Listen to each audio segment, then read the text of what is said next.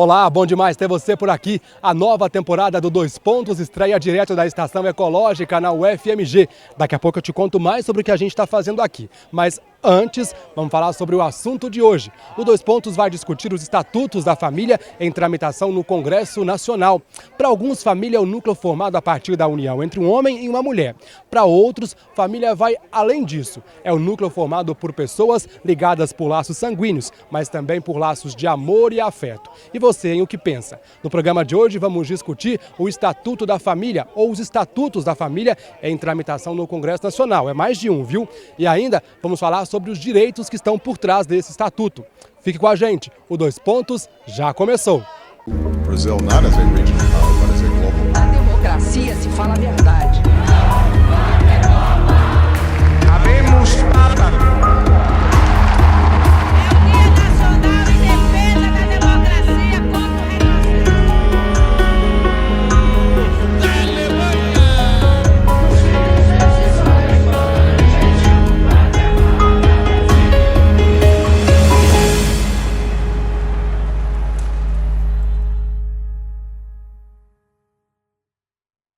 Estamos no Domingo no Campus, evento promovido pela universidade para a prática de atividades recreativas, de lazer e esporte. No programa de hoje, viemos até aqui, no momento em que várias famílias se reúnem para saber de algumas delas o que as define como família, qual a importância que atribuem à família e ainda a opinião delas sobre os estatutos da família em tramitação no Congresso Nacional.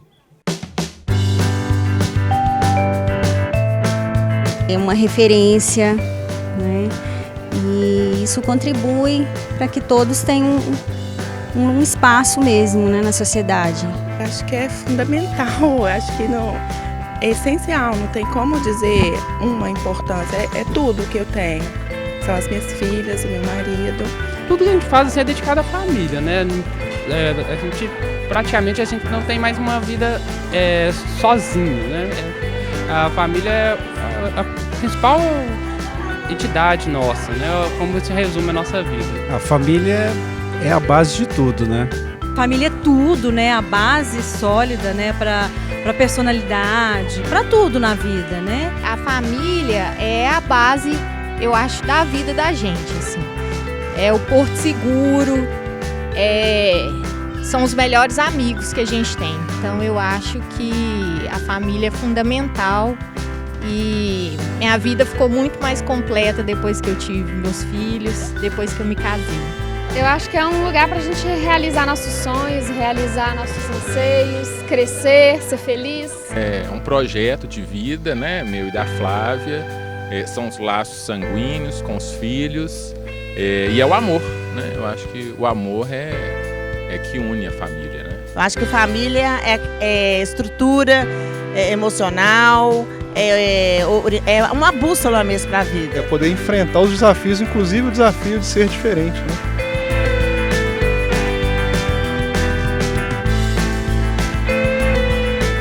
Um porto seguro, que a gente pode chegar, falar das nossas dificuldades, das nossas fraquezas, das nossas conquistas, dos nossos sucessos.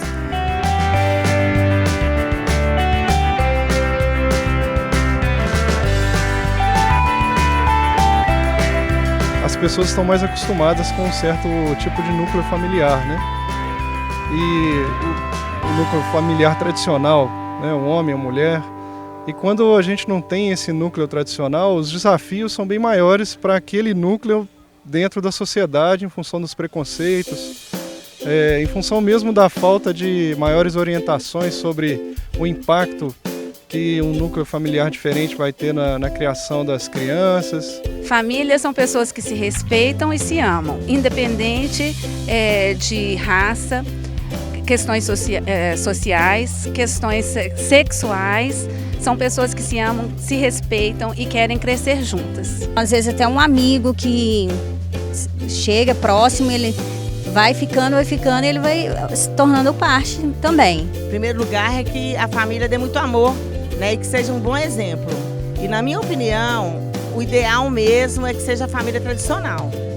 Eu acho que faz falta ter a figura paterna e a figura materna. né? Eu não tive a paterna, mas eu senti falta. O reconhecimento do Estado é simplesmente uma questão de tutela. E eu acho que o direito ele tem que acompanhar a sociedade. O direito não pode ficar para trás. Então, família homoparental, o poliamorismo, as múltiplas famílias, é uma realidade. E não tem motivo porque o Estado tutelar apenas um tipo de família e deixar as outras à margem da lei.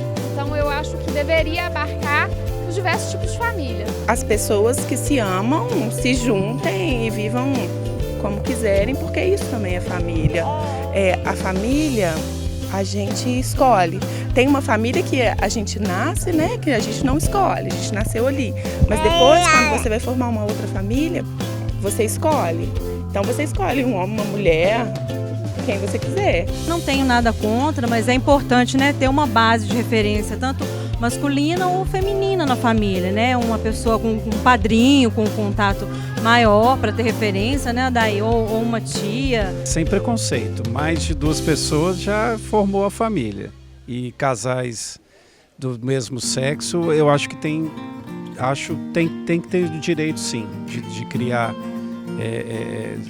de adotar, de ter a sua família. Eu acho que a sociedade nossa não pode ser hipócrita, não. Ela tem que respeitar a todos. O amor é a base da família, então não tem que tipificar um homem e uma mulher, né? Então casais do mesmo sexo, às vezes famílias monoparentais, só uma mãe, só um pai, né? Eu acho que o que conta é o amor. Se aquele núcleo, se aquelas pessoas se enxergam como família, quem vai dizer que não é, né?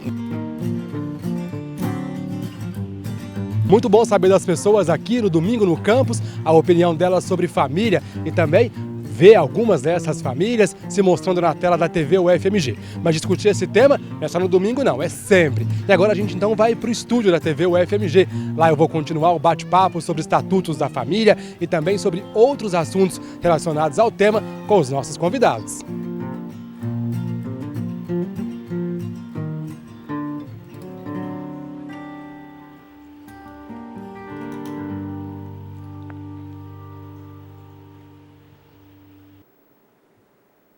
Bom, e aqui estamos, seja bem-vinda, seja bem-vindo mais uma vez. Nós estamos nos estúdios da TV UFMG para poder continuar esse bate-papo sobre família. Hoje recebendo a Marlise Matos, professora do Departamento de Ciência Política da UFMG e coordenadora do NEPEM UFMG, que é o Núcleo de Estudos e Pesquisas sobre a Mulher na Universidade. Seja bem-vinda, viu, Marlise? Obrigada.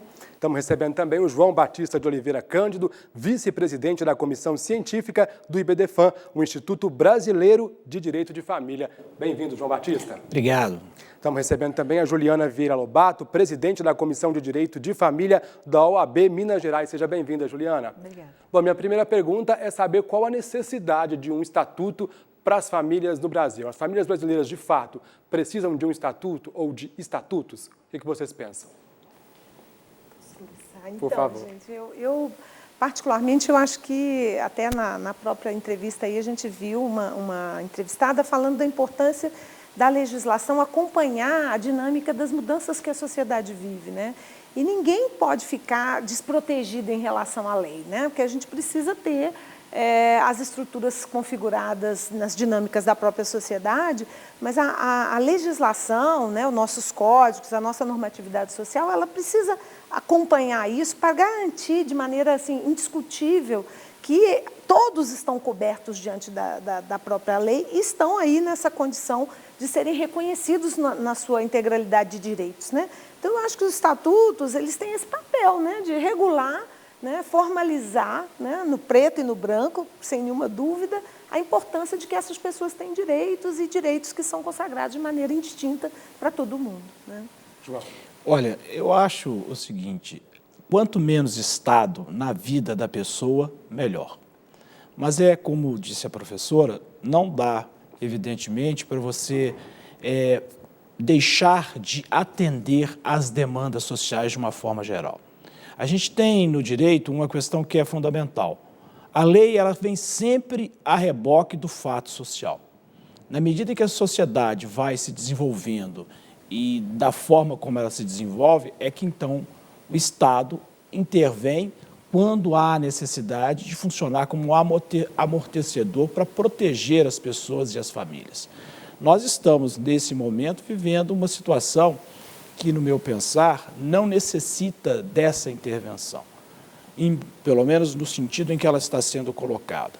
E, obviamente, o que nós temos de legislação, a norma constitucional, ela atende, mas é preciso avançar em alguns aspectos e está aí, talvez, evidentemente, que o Estado esteja discutindo esse estatuto. O Instituto Brasileiro de Direito de Família, ele é um dos autores do chamado Estatuto das Famílias. E aqui eu gizo bem o das famílias, porque nós não entendemos a possibilidade de uma família que não seja plural, que é da própria noção que a nossa Constituição hoje tem e que trouxe uma revolução tremenda em relação a essa questão. Juliana, como que as famílias brasileiras poderão ser beneficiadas por um estatuto? Na verdade, é importante que se faça essa diferença. O Estatuto da Família é um estatuto que exclui vários formatos familiares. Já o Estatuto das Famílias, na verdade, é uma reunião dos melhores artigos que contemplam todo e qualquer formato familiar. Então, é como se pegasse de várias leis já vigentes, melhorasse essas leis, pegasse artigos do Código Civil e criasse um Código de Família. Esse Código de Família, sim, é interessante, mas eu concordo plenamente com o que ambos falaram. Na verdade, o grande guardião das famílias é a Constituição e o juiz, ele pode se ater à Constituição para garantir direito a essas famílias, que tem um princípio da afetividade, da solidariedade, da isonomia, da dignidade. Basta existir a Constituição para garantir esse direito. Mas e quando o juiz ele tem um posicionamento mais reacionário? E quando o juiz, ou um promotor de justiça, ou até mesmo a parte contrária, se vê se insurgindo contra um direito tão fundamental e constitucional que é o reconhecimento de uma família? Aí sim é importante um código para essas pessoas que não enxergam a importância da Constituição, para essas pessoas aplicarem uma lei específica garantindo sim direito a essas famílias. Mas não bastava só atualizar o Código Civil, por que a criação de um estatuto? Não, a criação de um estatuto, primeiro que ele é mais ágil, ele contempla só o importante para o direito de família e até a própria criação de um novo código, ela exige um procedimento muito mais sofisticado, um quórum muito mais exigente, então isso dificulta uma recodificação, até porque esse código é recente, ele mudou o Código de 1916, foi criado desde 2002, então não convém mudar todo esse código e ir mudando, fazendo verdadeiro Frankensteins normativos, então é preferível que efetivamente haja um código de família, um código não, é uma lei de família, um estatuto, né? Nessa questão que a Juliana coloca, eu chamo a atenção porque o Estatuto das Famílias, proposto pelo IBDFAM, é, na verdade, uma atualização do atual livro 4 do Código Civil, que contém a parte do direito de família, com a inclusão dos outros modelos de família que não se encontram no Código. Embora ela chame a atenção para o fato de que o nosso Código é recente, de 2002, mas o nosso Código ele teve como proposta originária simplesmente atualizar o Código de 16. Então, a gente enfrenta no Código atual uma série de conflitos.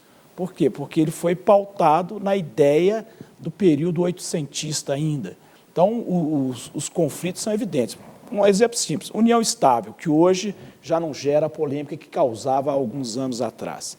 A união estável no Código, ela vai ser colocada totalmente fora da sistemática que se adotou, exatamente porque ele não estava previsto no projeto original do Código que foi aprovado. Aliás, esse código só foi aprovado porque, em 2000, o senador Josafá Marinho conseguiu passar uma resolução no Senado que permitia que se pudesse fazer adaptações constitucionais a ele, e aí, então, eles aproveitaram para fazer essas mudanças na parte do livro de família. Por que só depois de 20 anos que se propõe e se discute um Estatuto das Famílias no Congresso Nacional? Por que só agora? Na verdade, essa inércia do Congresso, tudo que toca e que diz respeito ao plano político que pode enfrentar polêmica, normalmente eles não querem trabalhar. É normal. Eu participava de um evento em que o ministro Fux chamava atenção para uma questão muito interessante. Quer dizer, hoje o judiciário, eles dizem que há um certo ativismo do judiciário, mas por quê? Porque existe uma lacuna que aqueles que deveriam fazê-la não fazem. E isso, evidentemente, acaba ocasionando a intervenção, não é, nessas situações. Eu acho que, fundamentalmente, Pablo, tem a ver com o processo legislativo e o processo político da instância parlamentar, né? Ou seja, diferente do Poder Judiciário, o Poder Legislativo é um espaço político, né? E boa parte dos nossos deputados, se não quase todos eles, têm interesses na reeleição, né? Eles estão ali, né, esperando o próximo mandato, na expectativa de um próximo mandato. E temas polêmicos podem repercutir muito mal na agenda e no projeto reeleitoreiro da nossa classe política. Né? Então, a gente sabe que a polêmica está sempre um pouco nas gavetas do processo legislativo propriamente dito. Né? Assim, e a sociedade continua caminhando. Né? E aproveitando, professora, eu coloco e vejo, por exemplo, aqui eu digo o Estatuto da Família, que causou essa polêmica, que disse que família se forma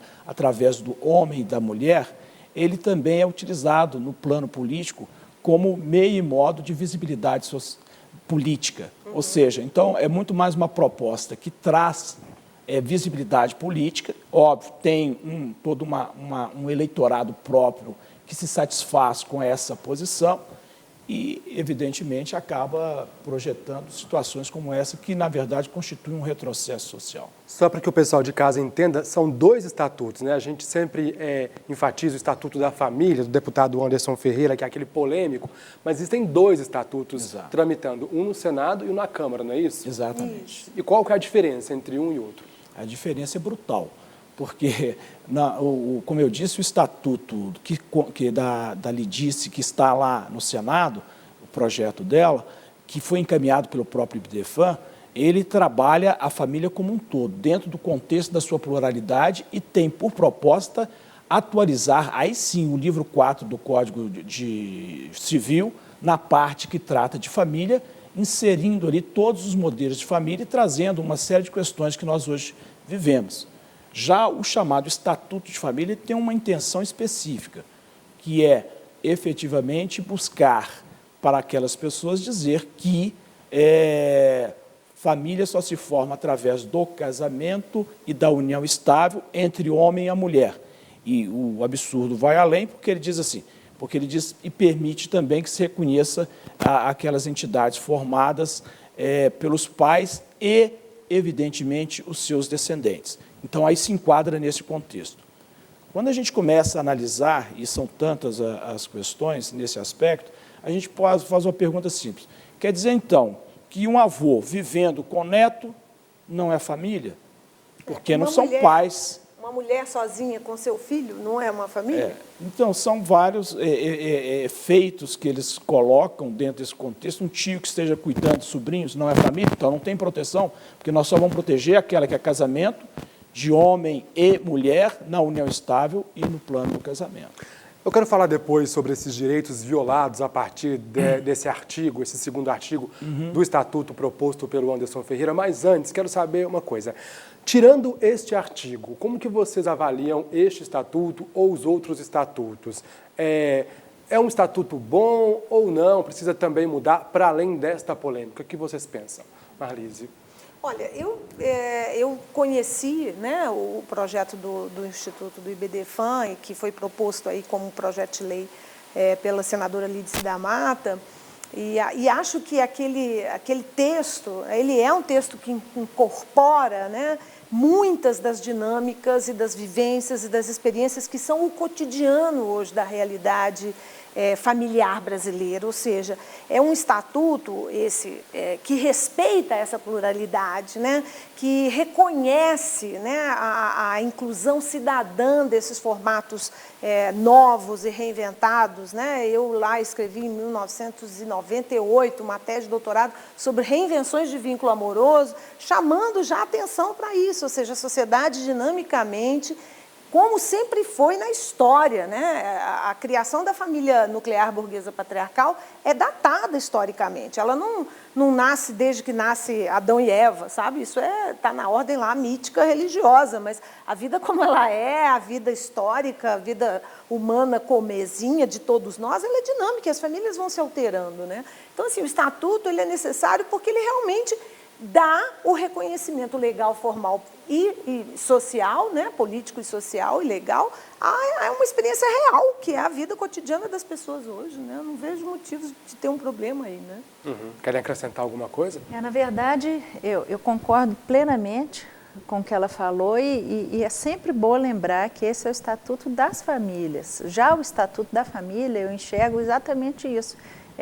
Foi uma criação política para se alavancar mais votos e ele por si só é absolutamente inconstitucional na medida em que ele restringe quem que é a família no Brasil, que não é a família plural, é essa família tão em desuso. Ela existe, mas ela não é só ela, né? Existem inúmeros formatos familiares e mesmo os outros artigos desse estatuto, na verdade, a gente enxerga claramente que é uma medida eleitoreira, porque ele tenta puxar alguns artigos da Constituição, da proteção integral da família, do acesso à saúde, à educação. Não precisa de um estatuto para isso.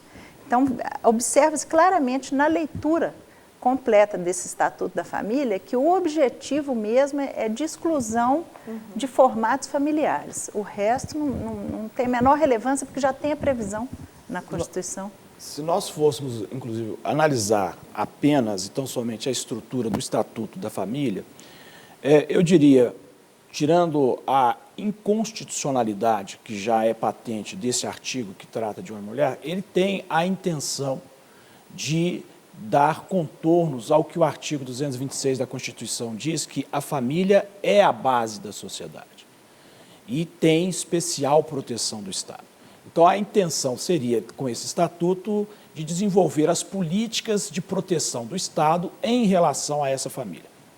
Só que, valendo-se desse aspecto, se pretendeu exatamente fazer esse desvio para trabalhar esse plano de inconstitucionalidade.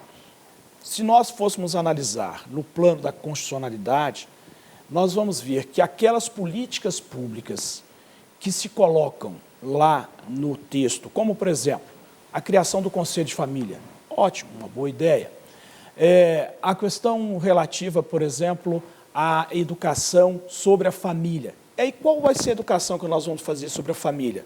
Que a família só existe, efetivamente, pai, mãe e filho, homem e mulher. E a gente sabe que as escolas hoje... Exato. E as escolas hoje, inclusive, acabaram com a figura do Dia dos Pais e do Dia das Mães e passaram a criar o Dia das Famílias exatamente por conta dos modelos de famílias que se alteraram. Então, na inserção, isso acaba gerando uma inconstitucionalidade reflexa nas outras ações do próprio texto. Ok, daqui a pouco a gente vai falar um pouquinho mais sobre essa questão, se o Estatuto é ou não constitucional, mas antes é o seguinte, a gente, além de ouvir os nossos convidados e convidadas aqui sobre o assunto, também foi visitar alguns lares de famílias em Belo Horizonte para poder conhecer as famílias e também a opinião delas sobre temas polêmicos. Vamos dar uma olhadinha no que elas falam sobre o Estatuto e também nos contam um pouquinho sobre como que é viver em família? Vamos lá. Para mim, família é a base, com quem a gente aprende praticamente tudo. Para mim é tudo, assim. Família é muito importante, é essencial para mim, assim. Sem família, acho que eu não seria e nem teria chegado onde eu cheguei. Eles sempre me ensinaram muito isso, a correr atrás do que eu quero e tudo. Até hoje mesmo, persistir.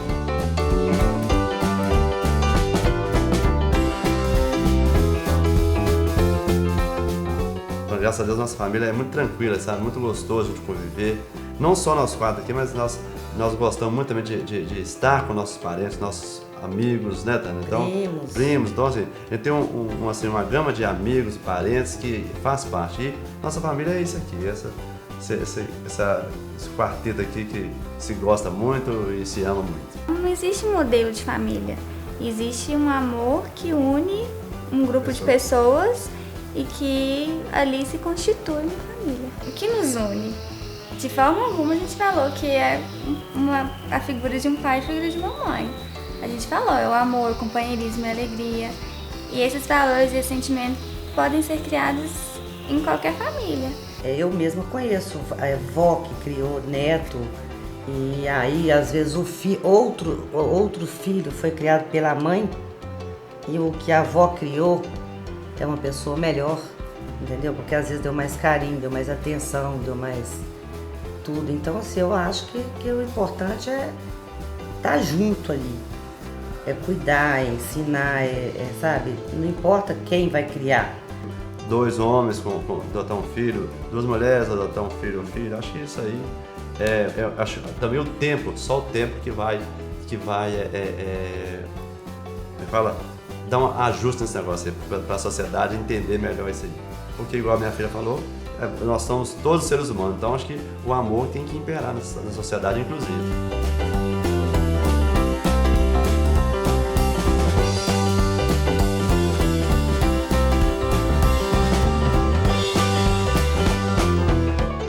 Tá aí a família Campos, a gente agradece muito por ter nos recebido na casa deles. Para o deputado Anderson Ferreira, que propôs a PEC 6.538 de 2013, família é um núcleo formado a partir da união entre um homem e uma mulher. Portanto, a família Campos, da Tânia, do Valdir, é a família ideal, né? Quais que são os direitos que vão ser violados ou quais arranjos de famílias que não serão contempladas se de fato for sancionada essa proposta de emenda à Constituição do Anderson Ferreira? Olha, Pablo, nem vou entrar na polêmica da família homoafetiva, assim, porque o exercício de exclusão, né, é tão flagrante, chega a ser risível, na minha opinião, porque 38% dos domicílios hoje no Brasil são chefiados exclusivamente por uma mulher, né? 38%, tá?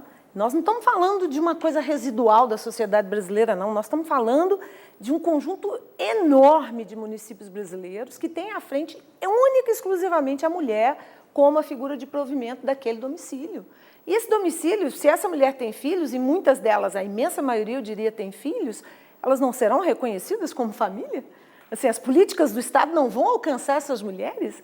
Né? Agora você vem conversar, vai me dizer que o Bolsa Família, por exemplo, que tem a titularidade de 95% de mulheres, e elas, em parte, estão nesses domicílios que são chefiados exclusivamente porque a chance desse domicílio ser pobre é enorme, não mais poderão ser beneficiadas porque amanhã o Congresso, elas não serão mais uma família, sabe? É tão surreal, né? Para mim é tão absurdamente, inacreditavelmente excludente, né? Esse modelo de família que não dá nem muito para comentar, né? A gente realmente fica estarrecida, né? De estarrecer mesmo, assim, é realmente algo estarrecedor, né? Aqui eu só queria deixar claro que não é uma emenda constitucional, é um projeto de lei. Se fosse uma emenda constitucional, o risco aí sim seria maior.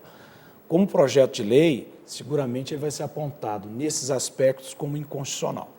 E isso por quê? Porque o próprio Supremo Tribunal Federal já disse que o modelo de família da Constituição é plural, que ele não se atém a homem e mulher, que isso não impede a formação de núcleo de família. O fato dele ser homo ou hétero não afeta o plano constitucional. Ao contrário, se não se respeita a individualidade, a diversidade, aí sim, então, você está quebrando princípios constitucionais pétreos que exatamente o Supremo entendeu lá em 2011, já quanto a essa matéria. Porque é bom, né, contextualizar e dizer isso. O Supremo já arbitrou sobre essa questão de outros arranjos de família e em 2011 teve uma decisão favorável às uniões homoafetivas, por exemplo, não é isso? É isso. Exatamente. E, na verdade, complementando, quais as famílias que eles estão tensionando a exclusão delas? A família homoafetiva, sem dúvida nenhuma, que eu acho que é a grande vítima e o grande alvo desse estatuto, mas existem outros formatos familiares, né? As famílias paralelas, as famílias poliafetivas, que elas podem gerar até mais polêmica propriamente do que a família homoafetiva. Existem todo e qualquer direito que deriva de afeto, a socioafetividade hoje ela precisa de ser protegida. Então, aquela famosa filha de criação, mãe de criação, 2 irmãos que moram juntos, sem pais, 2 amigos que têm a socioafetividade e o núcleo familiar ali contido também. Não necessariamente os 2 amigos serão família, mas existe a fraternidade socioafetiva. Então, isso está abrangendo muito mais do que efetivamente esse projeto exclusivo está se pretendendo, né? Ok, agora a gente vai conhecer a família Arantes, formada pelo Alexandre, o Otávio e também os cãezinhos. Porque, afinal de contas, quem disse, né, que eles também não são uma família? A gente se conheceu em rede social. Né? Como toda família moderna. Teve que começar na internet. Eu acho que família é um lugar onde tem amor entre pessoas. Não precisa ter necessariamente algum vínculo sanguíneo e nem precisa ser de pessoas parecidas. E eu acho que também pode ter alguns agregados que nem humanos precisam ser, né? Porque, por exemplo, a gente tem 11 cachorros. Não importa se é pai e mãe, pai e filho, 2 irmãos, ou no nosso caso, 2 homens. Isso para mim é uma família. A gente não pode ficar ligando muito porque as outras pessoas falam. Às vezes até dentro da família, por exemplo, no caso da família do Alexandre, a gente encontra alguns entraves. Mas se a gente fosse pautar pelo que os outros acham da vida deles, a gente não segue a nossa. Minha família é evangélica, assim, muito evangélica. Então eles têm esse preconceito, inclusive algumas tias que são próximas a mim não foram no casamento por achar que estariam contra Deus, entendeu? Então, né? Porque o Otávio é meu dependente no plano de saúde, por exemplo. Né? Ele é meu marido. Então, assim, tá lá, tá legalmente, tá escrito casados. Como é que a gente não é uma família? Né? O que é uma família, então? Então fica meio complicado.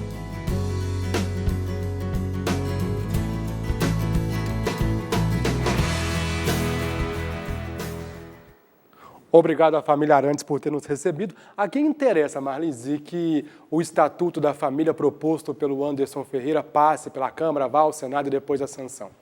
Eu acho que interessa a um grupo neoconservador, que eu diria bastante fundamentalista, né?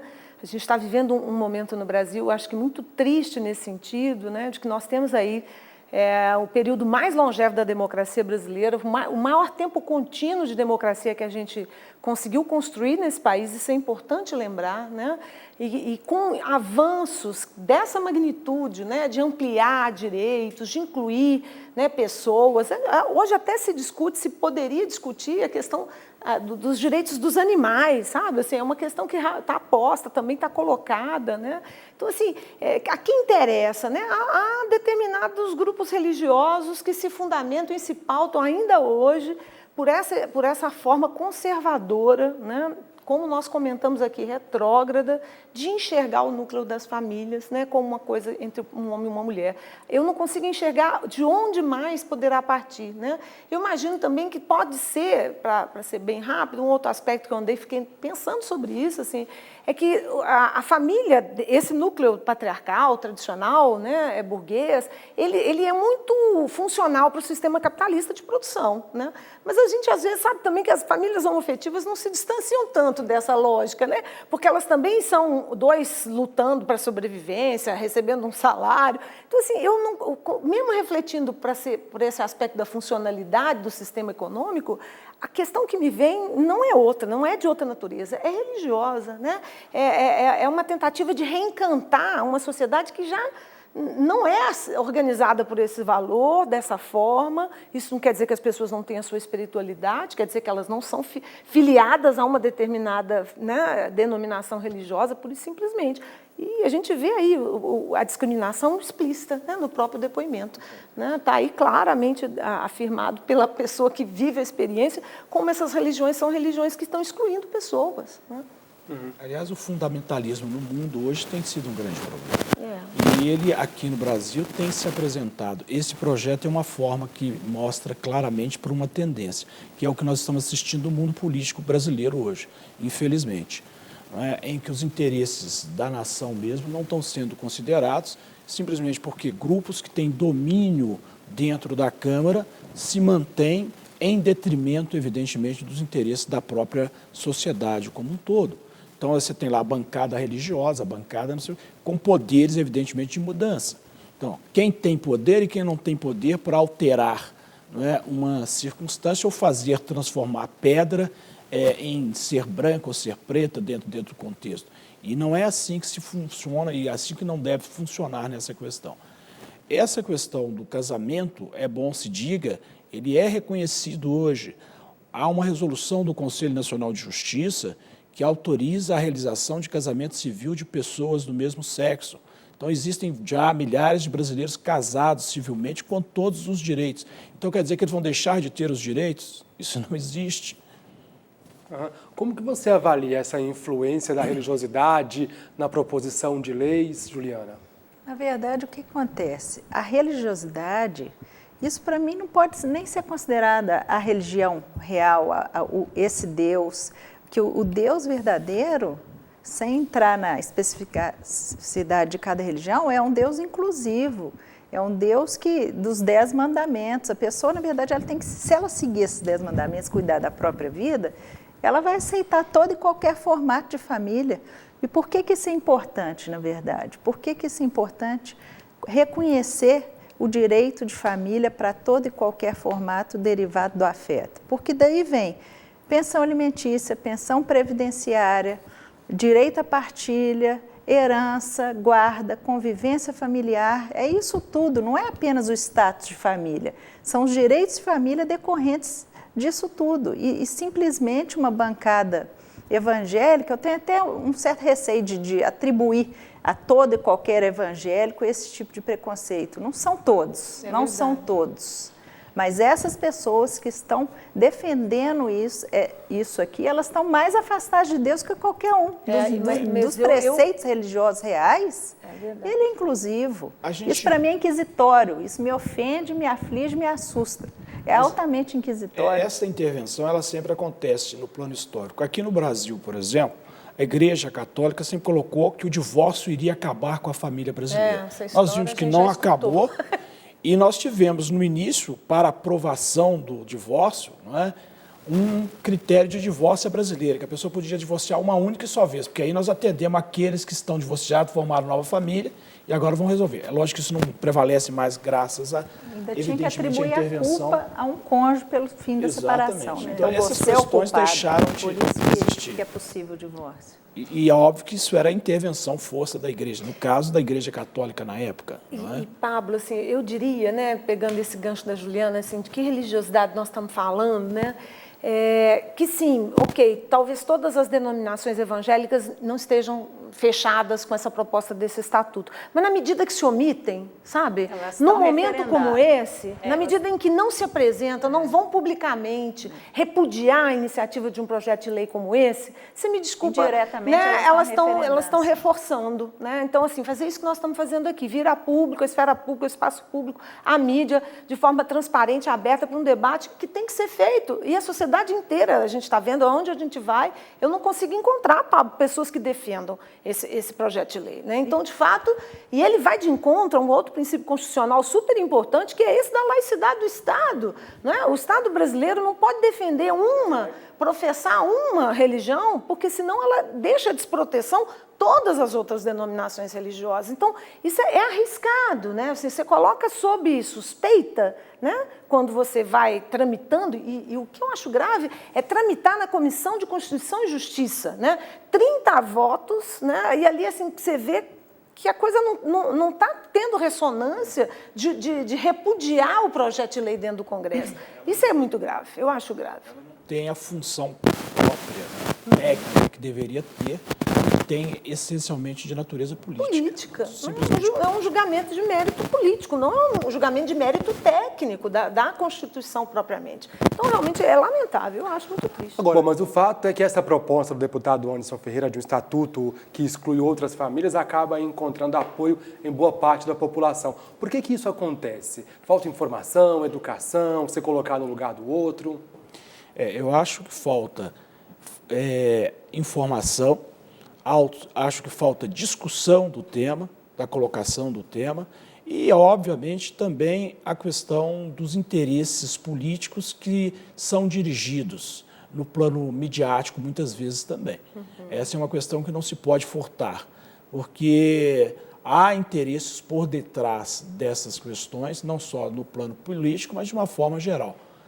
Não se pode entender um projeto dessa ordem, e eu até digo, quando trabalhar esse tema com os meus alunos, eu digo, olha, eu não tenho a menor preocupação com esse projeto, porque esse é um projeto que enquanto projeto de lei, já nasceu morto no plano da constitucionalidade. Ele vai de encontro diretamente ao que o Supremo já disse que não se pode fazer. Mas me assusta, professor João, quando a gente vê, né, em alguma medida, na cultura brasileira, e eu acho que esse ano, para mim, foi muito significativo de observar esse certo refluxo conservador, sabe? Um certo reencantamento moral que vai numa direcionalidade que é na contracorrente da inclusão, da democracia, da pluralidade, do pluralismo, da diversidade, sabe? Isso tem me assustado bastante. Assim, a gente tem, o Brasil habita ainda no Brasil, mesmo com esse tempo tão continuado de democracia, como eu disse pela primeira vez, um projeto autoritário. E eu acho que esse projeto de lei, ainda que natimorto do ponto de vista da constitucionalidade, ele expressa, né, um contexto social e cultural mais amplo de um projeto autoritário de Brasil, sabe? Que a gente ainda não conseguiu expurgar de vez, sabe? Assim, não conseguimos nos livrar desse autoritarismo, sabe? Que ele agora está um pouco em evidência. Eu acho que esses projetos autorizam essas pessoas para virem publicamente, né? Quando o debate é feito publicamente, elas não se sentem mais constrangidas de defender esse tipo de proposta, né? Então, isso me preocupa. Eu, como socióloga, como psicóloga social, como cientista política, eu olho para isso e falo assim, uau, né? A gente precisa enxergar, né? Assim, que tipo de questão está sendo colocada aqui, né? Nós tivemos, quanto a esse projeto, algumas manipulações. Inclusive, a pesquisa que foi feita pela Câmara, no sentido se é a favor ou contra, ela foi dirigida de forma a se dar a resposta que se queria. Isso ficou muito evidente quando se analisa essa pesquisa sobre determinados projetos. E é com base nessa pesquisa que se tem difundido a ideia que o pensamento nacional é dentro desse contexto. Então, essa é uma questão que se tem que ter chamado a atenção. Na verdade, a maioria não é a favor disso. É uma minoria reacionária e barulhenta, que alardeia que o formato de família tem que ser só esse, heterossexual, homem e mulher. E eu acredito que, na verdade, esse tipo de debate é altamente importante para a sociedade, porque o Brasil, querendo ou não, é uma sociedade carente de educação, carente de saúde, carente de uma estrutura familiar adequada, carente de um lugar real da importância da mulher nesse contexto. Então, assim, o Brasil, ele tem uma limitação na compreensão do que é importante. E essa bancada reacionária, defendida por minorias, essas sim são as minorias reacionárias e ultraconservadoras, é que elas têm que ser contidas. E eu tenho esse mesmo assombro que você tem. Como isso virou um projeto de lei. É verdade. Como isso virou um projeto de lei e como é que a gente, em 2015 para 2016, a gente tem que parar para discutir isso. E aonde que a gente vai chegar se isso não for contido? Né? Quero convidar vocês a acompanhar agora a história da família Lemos, que tem aí a matriarca, a Maria José. A Maria José, aos 55 anos de idade, adotou o Pablo, de 9 anos. E aí, claro, as coisas melhoraram ainda mais na família dela. E ai de quem diz que ela não tem uma família. Amor à primeira vista. Por quê? Eu não vou te falar com você, porque eu não sei por quê, mas é amor mesmo.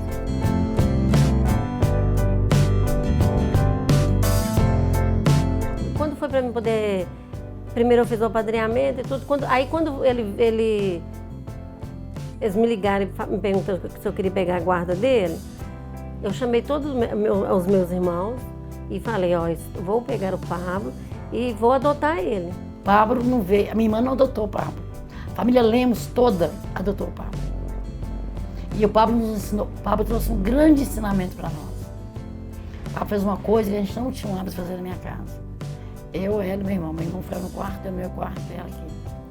Hoje, se for fazer um arroz com um ovo, ele chega no quarto, Tizico, Bilo, vamos jantar em família. Ensinou a gente a usar a mesa, fazer todas as refeições na mesa. Teve algumas pessoas, assim, amigos mesmo, achou que eu tava ficando doida. Pela minha idade, né, que eu não sou nova, e por ele ser um cadeirante, precisar de cuidados, né? Porque ele precisa de cuidados, né? Ele não, a gente tem que estar sempre carregando em alguns lugares, né? Ele faz uso de fralda, a gente tem que estar trocando. Então o pessoal teve pessoas próximas de mim que falaram assim, não faço isso nunca. Família, para mim, eu não vejo só como um sobrenome, como uma maternidade. Para mim, um semelhante a mim para mim é família. Família para mim?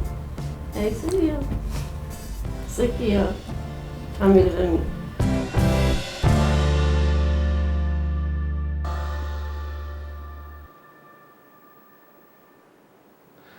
É estranho, né, Marlise, que o Estado venha dizer para Maria José que a família dela não existe ou o que é família.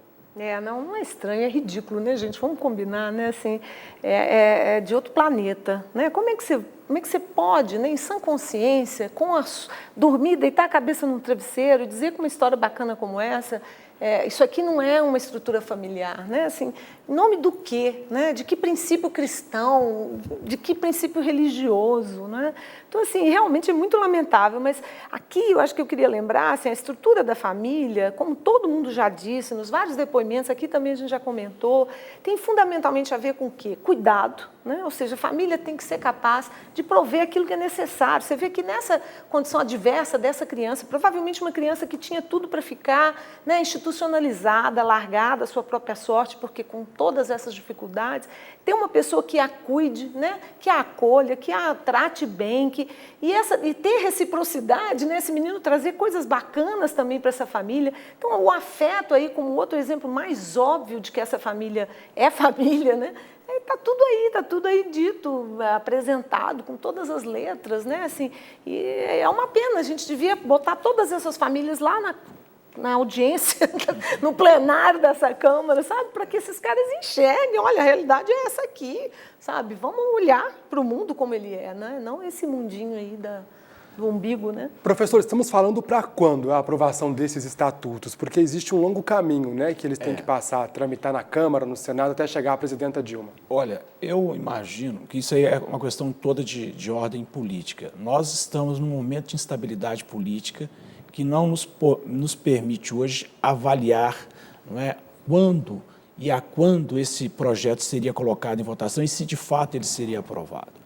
É lógico que situações como tais, que geram essa polêmica e que no momento muitas vezes são utilizados como artifício, como nós estamos vendo aí vários artifícios para salvar PECs no Congresso, podem fazer com que haja também uma agilização, como também podem fazer com que haja uma paralisação, dependendo como essas questões se apresentam. Então, a gente não pode assim dizer em sã consciência para quando um projeto desse.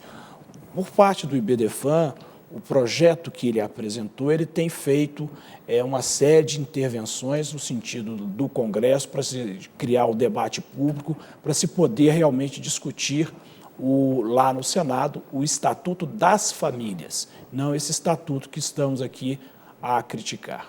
Uhum.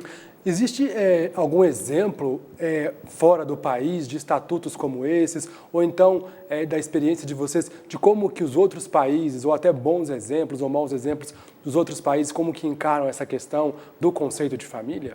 Na verdade, isso vem da cultura, né? Então, cada país entende de uma maneira diferente. O Código Civil 16 é napoleônico, veio da França. Então, mas o que a gente enxerga é que o Brasil, ele está, dentre os países, jurisprudencialmente falando, ou seja, em relação ao entendimento dos tribunais, um dos mais avançados no status de família.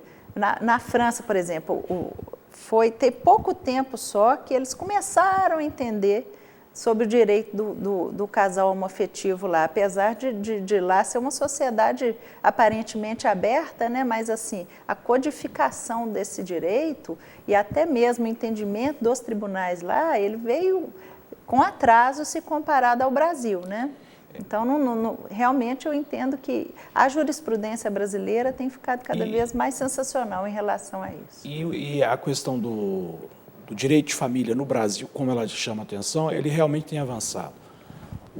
Nós tivemos agora aqui em Belo Horizonte, recentemente no mês de outubro, o 10º Congresso Brasileiro de Direito das Famílias, promovido pelo IBDFAN. E nós tivemos, inclusive, pessoas dos Estados Unidos que vieram aqui exatamente para acompanhar exatamente essa evolução do nosso sistema, né? Mostrando claramente como é que nós estamos realmente um passo à frente em muitas das questões relativas ao plano da família. E, na verdade, só complementando, assim, o que eu quis dizer foi em relação à amplitude do conceito de família. Mas existem muitas leis estrangeiras que estão mais avançadas que as nossas. Por exemplo, na Inglaterra, as tais políticas compensatórias, né, tão da sua área, ela já foi absorvida pelo direito de família inglês na medida em que ele entende que no cômputo da partilha de bens depois do divórcio, a mulher tem que ter um percentual maior do que o do homem na medida em que ela teve um decréscimo profissional com a maternidade, com o suporte doméstico. Então, isso, na verdade, as tais políticas compensatórias do Brasil, os alimentos compensatórios aqui no Brasil também, que o fundamento é exatamente esse, lá no direito inglês já está lá na frente. Então, a gente tem que realmente espelhar nessas legislações mais avançadas e tentar trazer esse entendimento para o Brasil. Eu até tenho uma certa preocupação com isso, isso traz um caráter meio de colonialismo. Nós ficamos muito naquilo que é assim assado. Então, eu sempre tenho uma certa preocupação com esse plano do direito comparado. Mas o nosso sistema, por exemplo, na parte do Estatuto da Criança e do Adolescente, ele é copiado e tem sido chamado a atenção no mundo inteiro. E diz respeito exatamente ao plano da proteção da criança, que está diretamente ligado ao plano da família. A gente vem numa toada, né, Pablo? Eu acho que é importante nossos telespectadores a gente falar disso, assim.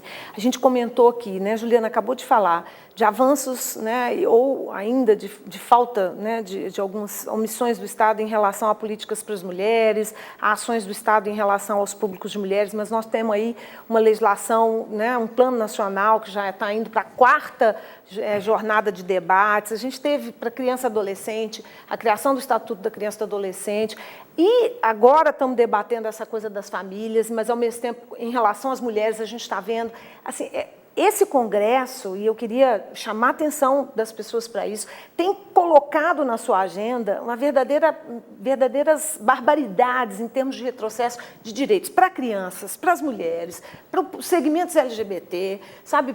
Assim, é muito impressionante a gente observar isso. Isso não é casual, né? Eu acho que isso definitivamente não é casual. Eu acho que a gente tem que estar alerta para isso, porque esse é o projeto autoritário que eu mencionava, né? É uma forma de autoritarismo que vai se travestindo legalmente, politicamente, e quando a gente perceber, a gente está tendo que pautar nossas ações do dia a dia, nossa realidade brasileira, que é tão bacana, porque construímos nesses períodos recentes muitos avanços, e a gente vai retroceder. Eu não pretendo retroceder, assim, nós vamos resistir até onde for possível resistir. Não é dinheiro, não vão tirar os nossos direitos, nós temos no Congresso, professora, e a proposta da OAB, que é o Estatuto da Diversidade. E por que não se discute o Estatuto da Diversidade? Não se avança, né? A criminalização da homofobia, não se avança. Então, assim, a gente, infelizmente, né, está tendo que conviver, né, com um momento político que eu acho que é um momento muito, muito inquietante e angustiante,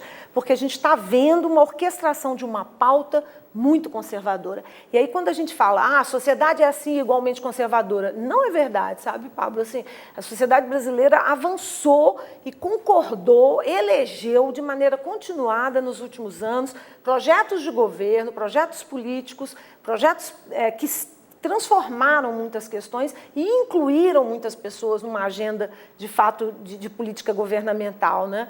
E, infelizmente, a gente, às vezes, vê, em nome de uma criminalização, né, de determinados partidos, e aqui eu estou nomeando, eu acho que a gente tem aí, nesse cotidiano, uma criminalização do PT, que você vai jogando por terra conquistas que não são de um partido político, são da sociedade brasileira, né? Nós estamos falando, por exemplo, discutir a maioridade penal, né? Assim, para mim, um retrocesso gigantesco. Sim. Esse novo projeto de lei que em questão a pílula do dia seguinte, do anúncio de aborto, criminalizar com até 10 anos de reclusão um agente público que anuncia a mulher vítima de violência sexual, que só esse anúncio já gerará 10 anos de reclusão para um agente público, sabe? Assim, eu realmente me assusto. Eu acho que não estamos falando de partido político X ou Y, nós estamos falando da democracia brasileira e do quanto nós avançamos em incluir todos esses segmentos sob a rubrica do Estado e da lei, né? Para terminar, eu preciso deixar claro que a gente procurou o deputado Anderson Ferreira, do PR de Pernambuco, autor do projeto de lei que cria o Estatuto da Família, ou propõe a criação do Estatuto da Família, que tem esse artigo aí polêmico sobre a união, né, entre homem e mulher, tendo isso como exclusivo, segundo ele, num conceito de família talvez ideal, enfim. O deputado Anderson Ferreira marcou com a gente 2 vezes, mas segundo ele, por um problema de conexão na internet, a entrevista seria feita por videoconferência, não pôde participar. Encaminhei algumas perguntas para ele, mas ele não quis responder às nossas perguntas, muitas delas perguntas as quais eu fiz aqui para os meus convidados. Marlise Matos, João Batista e Juliana Vieira aceitaram, eles sim, o nosso convite para poder participar. Quero agradecer muito, viu, a presença de vocês aqui mais uma vez. Voltem sempre, voltem outras vezes, tá bom?